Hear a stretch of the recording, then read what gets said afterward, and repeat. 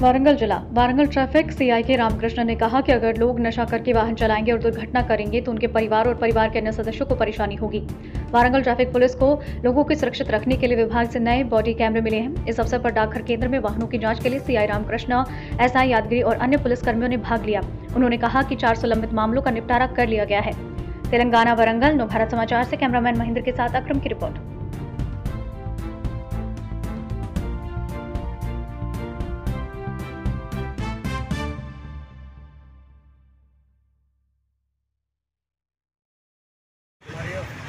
KCP Satyanarayana sir ఆదేశాల మేరకు Warangal five సిటీస్లో ఉన్న ట్రాఫిక్ విభాగంలో 3 పోలీస్ స్టేషన్లలో బాడీ వార్న్ కెమెరాస్ ఈరోజు నుంచి యూజ్ చేయడం జరుగుతుంది.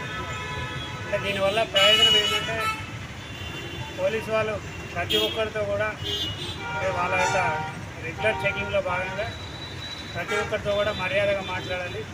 అదేవిధంగా ఎవరైనా పబ్లిక్ తాయి కానీ పేపర్ లేకుండా ఏమైనా న్యూసెన్స్ చేసినట్లయితే అంటే మేము మాట్లాడేది డ్యూటీలో భాగంగా మీరు మాట్లాడేది ఎదుటి వాళ్ళు మాట్లాడే మాటలు వీడియోతో సహా రికార్డు చేయడం కోసం ఈ బాడీ వార్న్ కెమెరాస్ అనేవి ఈ రోజు నుంచి ఇంప్లిమెంట్ చేయడం జరిగింది. కాబట్టి ప్రతి ఒక్కరు కూడా పోలీస్ వారి నుంచి ఫ్రెండ్లీ పోలీసింగ్ అని చెప్పి ఏ విధంగా మా దగ్గర నుంచి మర్యాద కోరుకుంటారో అదే మర్యాద తిరిగి పోలీస్ వారికి కూడా ఇవ్వాలని, ప్రతి ఒక్కరు తాగి వాహనం నడపకూడదు, కంపల్సరీగా లైసెన్స్ ఉంటుంది వాహనం నడపాలని చెప్పి వరంగల్ ప్రజలందరూ కూడా విజ్ఞప్తి. కెమెరాస్ మన వరంగల్ ట్రాఫిక్ పోలీస్ స్టేషన్లో 4 ఉన్నాయి.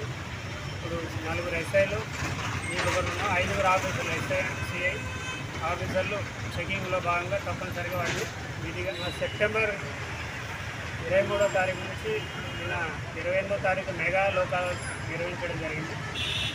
గత 23 నుంచి నిన్నటి వరకు మొత్తం మన వరంగల్ ట్రాఫిక్ పోలీస్ స్టేషన్ పరిధిలో 465 డ్రంక్ అండ్ డ్రైవ్ కేసులు డిస్పోజ్ చేయడం జరిగింది. అంటే 465 మంది వాళ్ళు వచ్చి కోర్టులో హాజరై జరిమానా కట్టుకున్నారు.